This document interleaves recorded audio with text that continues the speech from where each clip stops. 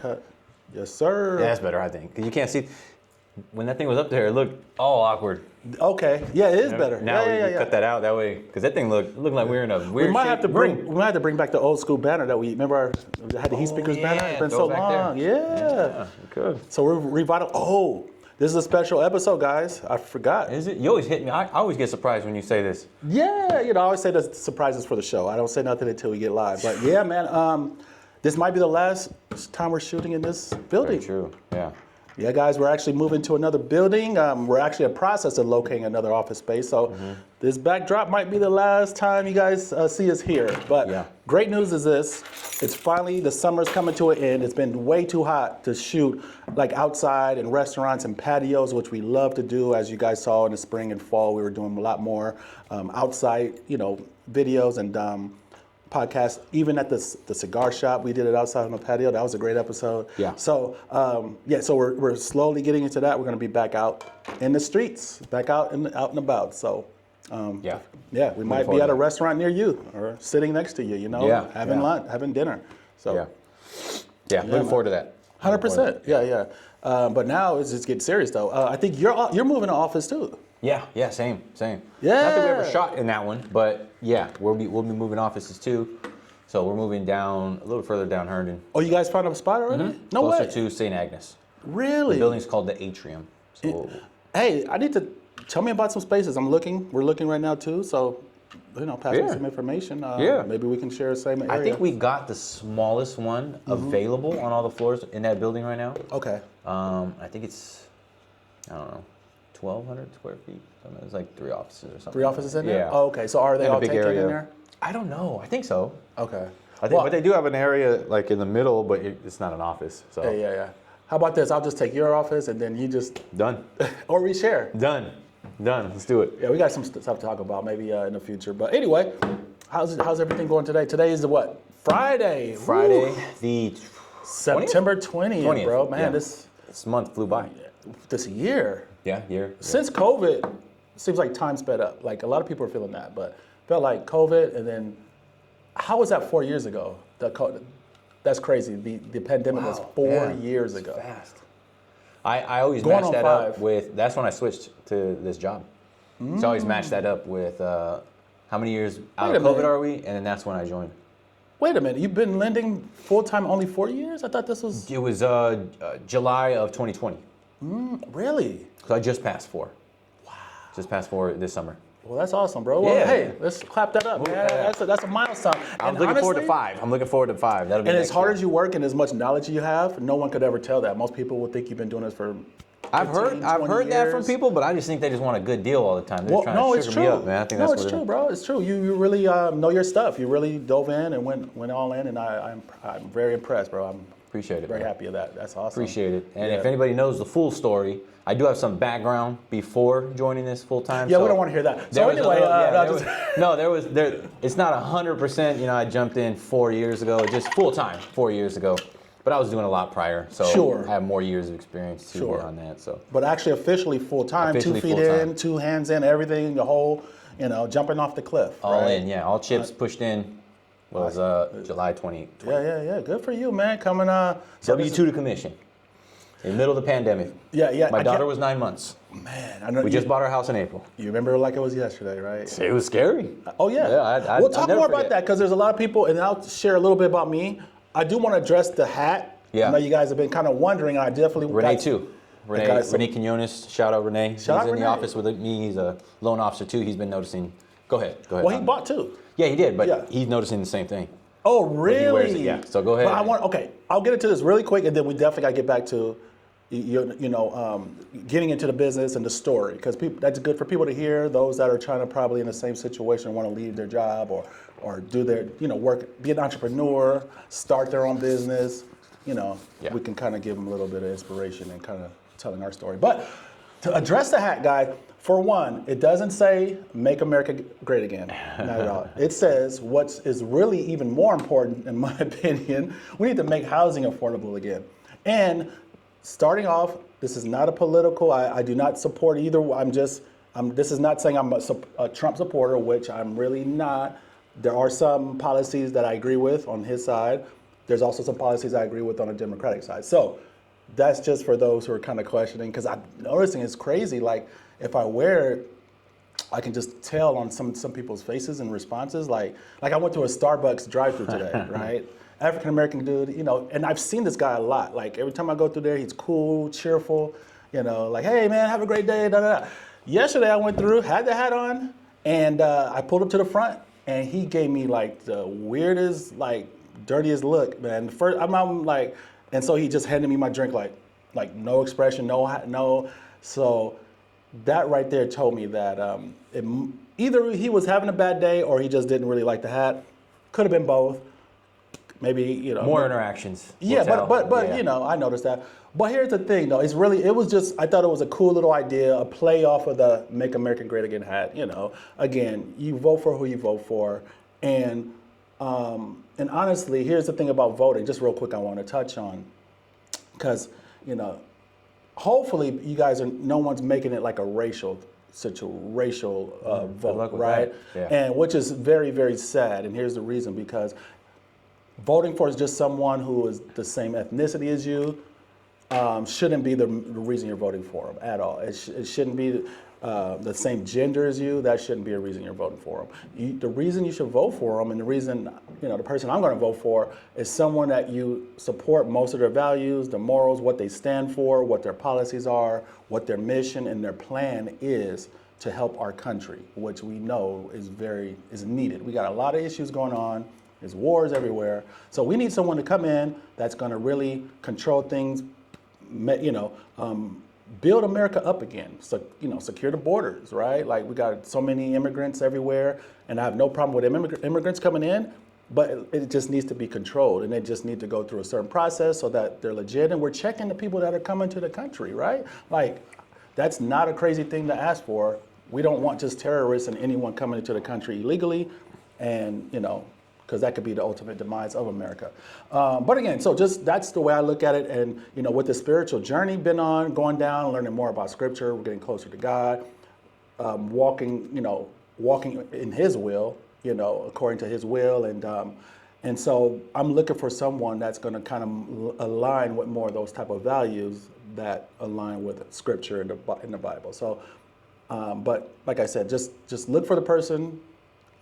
Don't look at color, don't look at race, don't look at gender, just look at the values and the principles that they stand for. That's all I was going to say. That's my take on that. But yeah, it's getting crazy. It's getting close.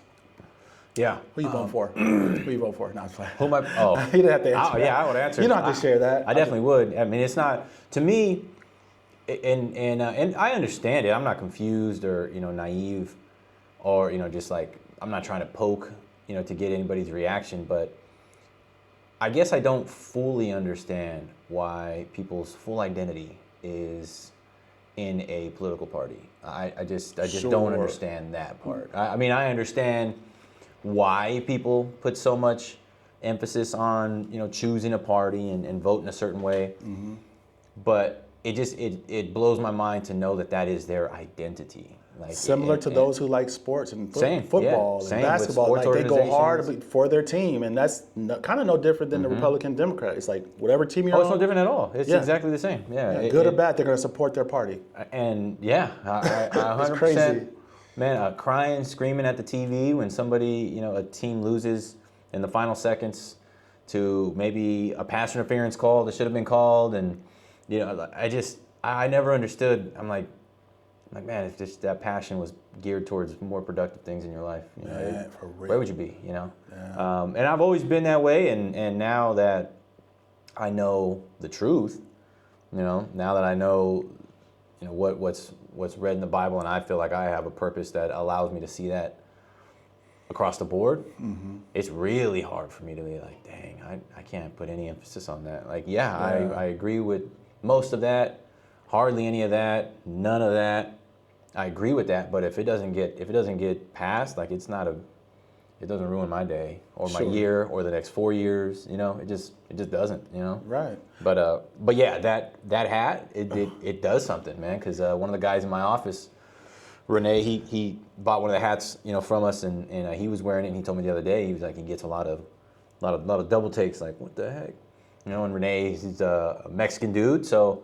he draws those attention to. Sure. And that was the point, to draw the attention to it, but not to associate with a political party. But And we understand why. we understand, yeah. But- we understand what the draw attention to it, and like, what do you do? Like, what's the purpose of that hat? Oh, well, this is what I do, and these are the problems we're seeing with our clientele day in and day out. That was the intention, But yeah, I can definitely see why you'd get. Yeah, Inside it's eyes, kind of man. like a social experiment in a sense, right? It's like just to kind of see people's reactions, to see how connected they are, and honestly, there's so much work that we need to do here in America, and this has just one example how people are we claim we have free speech and we're a free country, and everybody supports it, so they say they want free speech. However, we just know that's not too true, because no one seems to take time to listen to the other side's argument or what they have to offer. Democrats aren't really even giving the time of day to Republicans to hear them out, hear what they're saying, really go deep and research what their policies and what they stand for, and vice versa. Republicans aren't taking the time to, really watch and understand what Democrats' policies are and what their, what their position is. So without hearing, there's always three sides, if you want to say it, really two sides. There's one side, there's another side, and then you got to come up with your own conclusion of what you think is best for you and your family. And that's the only true way to really, I would say, go about this election coming up, or just anything in life. You got to read, you got to see all the facts. Right? Don't just go off of one because you support one side. No, take time, turn on the other channel, get information on that, educate yourself, and make just a great decision for your family. And it's just a shame that a true person, a true person that's very I'm blanking on the word I'm looking for. A responsible person, just a regular, a true person, open-minded, is a person that just really listens to everything. You want to listen to all the stories, all the effects, everything that's brought, and then go from there. Don't just base it off of one thing because you support one thing. That's it. So, something I wish that was more common, and I just thought about this now because I had a semester, actually maybe a semester and a half of a debate class in high school, and one of the things we used to do. And I still kind of do it, not like visibly, but I still do it. But one of the things we used to do was when somebody was speaking, you would listen and you'd have a notepad and you'd write down something they said, like, oh shoot, like, okay, they made a note of that. One, I either don't know the answer, or I have something that I would like to say about that in that topic. You don't want to forget about it, right. Because somebody's talking for 5-7 minutes. You're bound to miss some things. Sure. So like we used to have a notepad, and we brought up cost of goods, and you make these notes, and then you go back, and when you're gonna say your piece or rebuttal or do your own research, you have a list of things that caught your attention. You're open to mind. Let me learn more about it, or let me address these, or I was confused on this. Let me ask for clarification on this. Yeah. We used to do that, and I still, like, to this day, I don't do it like with a notepad walking around, but like when somebody says something to me, like I think this about Kamala, or I think this about Trump, I'm like, oh, interesting. I've never heard that. I didn't know that was a thing. Sure. And I'll make note of it, or sometimes I'll put a note in my phone, and then when I have some time at the workstation, I'll Google, like, what are they talking about? And then I read the whole article, and I'm like, it's not quite what they told me, but sure. I see where they got that from, but that's not what Kamala's asking, or that's not what Trump's saying. Right. So you're fact checking your own exactly, your like own, you yourself. give some due diligence, right. Into it. That way you don't just hop to one conclusion or the other. That's it. But it's I remember doing that in debate, and I was like, man, I was just thinking right now, I was like, I wonder if people think that way. Like, I would say no. Most people don't. It's not. because it's too much work. The average person would rather just see something, hear something, and just comment right away and act off of emotions, unfortunately, without taking time to go research, do their due diligence to kind of get the facts to see what's right and what's not. Even if it sounds crazy, right? A lot of stuff that some politicians say could sound left field crazy, and we could laugh at it, but is it true or not? We don't know until you do your own research and dive deep. And was that one of our days before we shot a podcast where some guy we met at a restaurant? Normally we eat and we plan out like our podcast before we jump in here. Was it one of ours where we met somebody that said that the Holocaust was a hoax? No, huh? Interesting.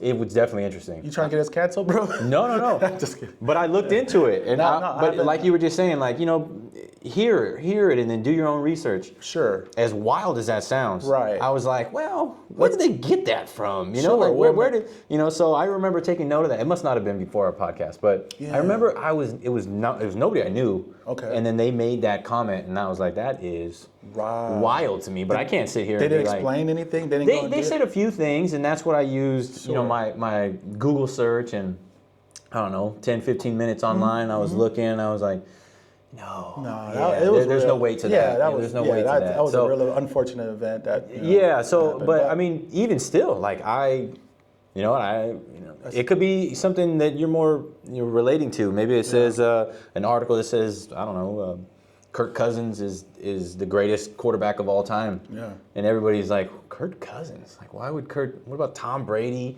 You know, Montana? Sure. Like, what? All these other quarterbacks, who's Kirk Cousins? You know, you hear that and you're like, absolutely not. But just take the time to be like, well, where are they getting this from? Are they looking at stats? It's easy to react. Yeah, to like, well, what are they? What's the argument here? You know, like. Yeah. I think it's fun because then you hear it, and then the next time you hear Kirk Cousins is the greatest ever. Then you rattle these off like, bang, bang, bang, bang. Sure. They're like, oh shoot, this guy knows what he's talking about. Exactly. You know? But yeah, it's just like it's fun to me. It's fun to me. It is. But the sad part is this, where it comes to like, and media has been known to be a big time part of this. Unfortunately, in our quote unquote freedom of speech country, where we have censorship as something they use to either silence or to stop someone, the other side. So, guys, just understand whenever someone is trying to silence or block someone else from saying something, the reason typically is they either know they're not all the way right, afraid of hearing the truth, or they have some ulterior motive, for that. Because there should be never a reason where you're suppressing another opposing view than yours, or someone else saying something. Because honestly, people are going to make the decisions based on hearing what they feel is the best route to go with whatever decision it is they're trying to make. So it's just unfortunate, and it gets clearer and clearer as we go day by day. Is like you get a lot of people trying to silence, and if you say something, they'll get blocked online and these social apps. So it makes you think and wonder, like, why is that? Mm-hmm. Like, what's the harm in someone having another view that goes against maybe what the masses are doing or saying, right? Because that should make you think and be a red flag, like, wait a minute, why are they blocking these people from saying something? Yeah. So obviously, maybe what they're saying, there's a lot of truth in that, and they don't want it to be out because they have their own agenda. Mm-hmm. And so people got to just be wise and be diligent and understand that is a thing. And just to, use discernment. And the only way really to use a real true discernment for the truth is really to know the Bible and learn what God's word and his will is for us, and to read scripture. Because guys, the Bible is not a religious book.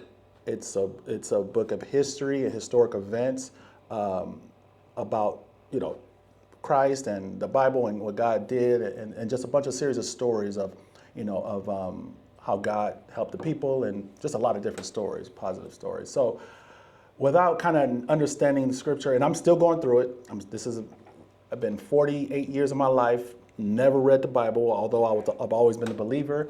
This year I'm reading the Bible for the first time. I can say that, and now I'm just so disappointed in myself that I never took time before, right? Because it's so amazing. Like, I didn't know really myself. I was one of those who didn't really understand what the Bible really was about. I just thought it was like, but like I said, I was always a believer, but now I'm getting deeper. I'm learning more, understanding more. It's enlightening, man. It's just a game changer. And like I said, you can just, it adds so much more wisdom and knowledge to yourself, and it helps you live a better life and understand. So yeah, that's just where I'm at with it. But yeah.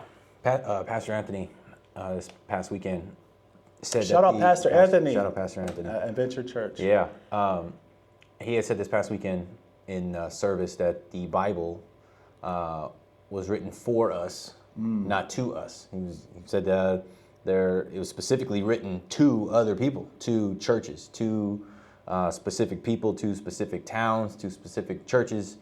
So a lot of the letters that the Apostle Paul wrote they weren't to us. He didn't write to Rich, didn't write to Mark, but they are written for us. Right. So a lot of the Bible and the stories in there, the lessons in there, probably relate to more of your life than you think. Definitely. And if because it's of religious undertone, that's the only thing that stops you, do whatever you need to do in your mind to remove that block and just read it to learn how to be a better person. That doesn't have to mean that, God is, you could read it under any context you want. Nothing in there is going to tell you that to be a bad person. Nothing. Because it's written for you. For you. It's not directly to you. And if you feel disconnected because of that, I encourage you to dive into it more and you'll see that it is written for you. Yeah, definitely, definitely. I mean, you could just take the book of Proverbs. Simply just read those. Read the chapters in Proverbs. That lays down the way to live your life, to be successful, to be happy, joyful, everything. Everything you want your life to be, if you follow what Proverbs teaches you and the wisdom in there that it has, majority of the issues you're dealing with right now in your life will be gone. It wouldn't happen. You'll overcome them. It's just so amazing. So I encourage you. I actually challenge you guys to at least dive into Book of Proverbs. It's a book of wise quotes, most written by Solomon, King Solomon. So it's amazing principles in there, guys. Help change your life. I think the biggest thing that I saw from that was the amount of division in my mind and between people around me has just kind of like vanished. There's much less division. Whether it be arguments over sports teams is almost non-existent now, and Right. everybody in my house likes somebody different. So it's gone. It's like virtually gone. It doesn't matter whether our teams are playing each other, our teams are just completely opposite, and they get wrecked by some other team that nobody likes in the house, and normally trash talk would ensue. It's eliminated a lot of division. The word has for me. That's one of the biggest things I've noticed is that division, which kind of ties back into how we started this thing. All the division and all that, it just becomes irrelevant. And it teaches you to love. The Bible teaches you to love everybody. You treat everybody with respect and love, regardless of you have same ideas or not. It doesn't matter because we're all God's children. We're all here to help each other and support each other. Mm-hmm. It's okay to have different views and opinions on something.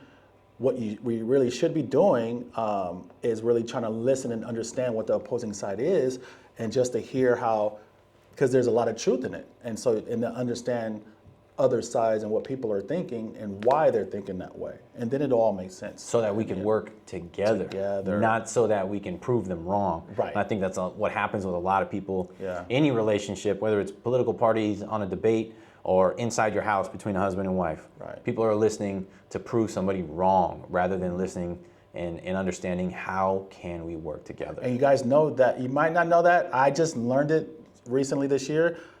When you're trying to prove somebody wrong, it's because of your pride. And pride is a sin. God detests pride. So just keep that in mind that, we're not to be prideful. We're supposed to submit to the will of God and and follow his path and be great people, but at the same time, understand what other sides are without trying to prove your case and win because, you feel like your ego is going to get crushed or you were wrong. And hey, we're all wrong at times. No one's right 100% of the time. But if you're the person on the other side of that and you're someone that's not willing to understand your side, just know that there's usually an agenda, or they're hiding something, or they don't feel too secure with what they're saying. So they're gonna overcompensate by, arguing everything you're saying down. But so I just walk away with people. It's best just to say, okay, let them have their way and move right along, because it really doesn't matter. It's not gonna change your life today anyway. It doesn't matter at all. And honestly, like someone just said, it was interesting. I heard someone just say that, they vote, but they're still not convinced that voting 100% does anything. Like voting for which party you vote for, like not totally convinced that my vote is going to even do anything, but we do it anyway, just with that little hope that maybe it will do something. But realistically, how many elections in the past have changed your life? Like your whole circumstances, right? Your financials and all that.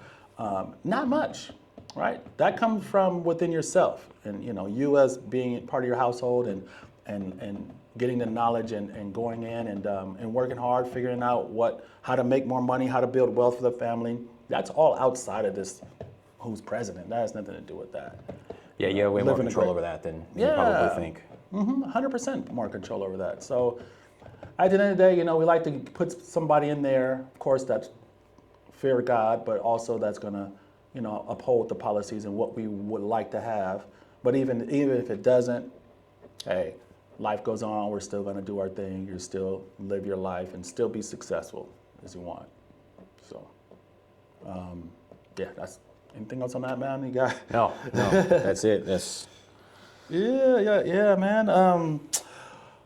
Switching gears real quick, if you want to jump into did we tackle the 50% Fed cut? We did not. No. Yeah, big news this week, guys, in economics. You want to chime in? So the headline was that the Fed have cut the rates 50 basis points or 0.5%.